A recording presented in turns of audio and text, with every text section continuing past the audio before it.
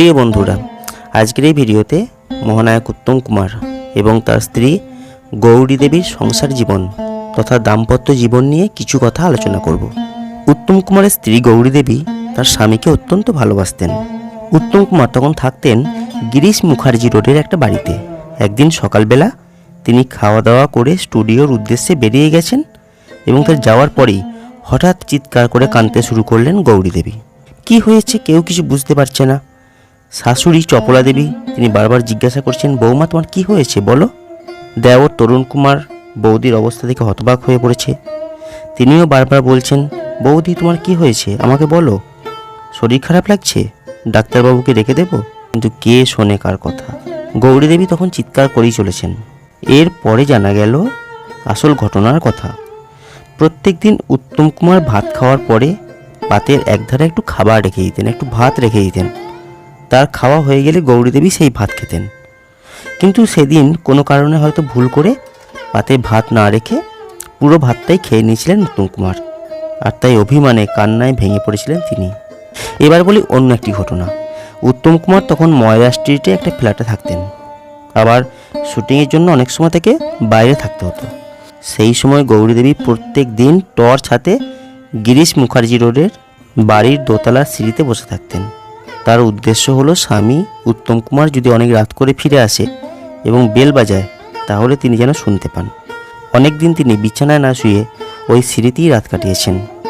নহবত নাটকের 1000 নাইটের প্রথম টিকিটটা কেটেছিলেন গৌরী দেবী। এর কিছুদিন আগে উত্তম কুমার মারা গেছেন। শো শুরু হতে পারছে না।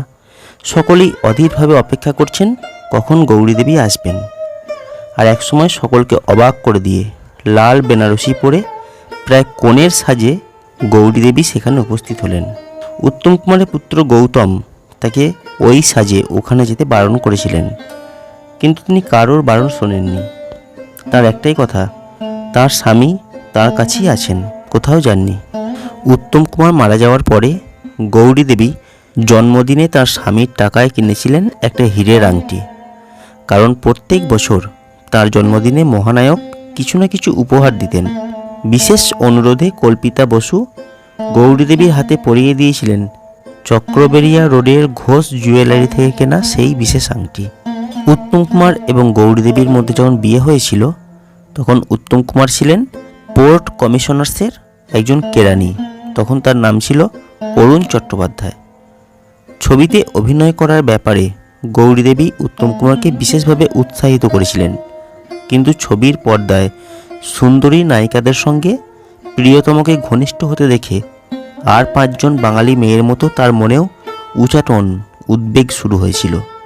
আর পরবর্তী সময়ে তা অভিমানে এবং ক্ষোভে পরিণত হয়েছিল। তবে শেষ দিন পর্যন্ত তিনি বলেছেন জন্মান্তরে তিনি যেন উত্তমকেই বারবার স্বামী হিসাবে পান। তো ফ্রেন্ডস, সেই হলো উত্তম কুমার এবং গৌরী দেবীর দাম্পত্য জীবনের টুকরো টুকরো কিছু কথা। কেমন লাগলো আজকের ভিডিও কমেন্ট করে জানাবেন। ভালো লাগলে শেয়ার করবেন, লাইক করবেন, আর অবশ্যই চ্যানেলটিকে সাবস্ক্রাইব করবেন। আজকে ভিডিও এখানে শেষ করলাম। ভালো থাকবেন।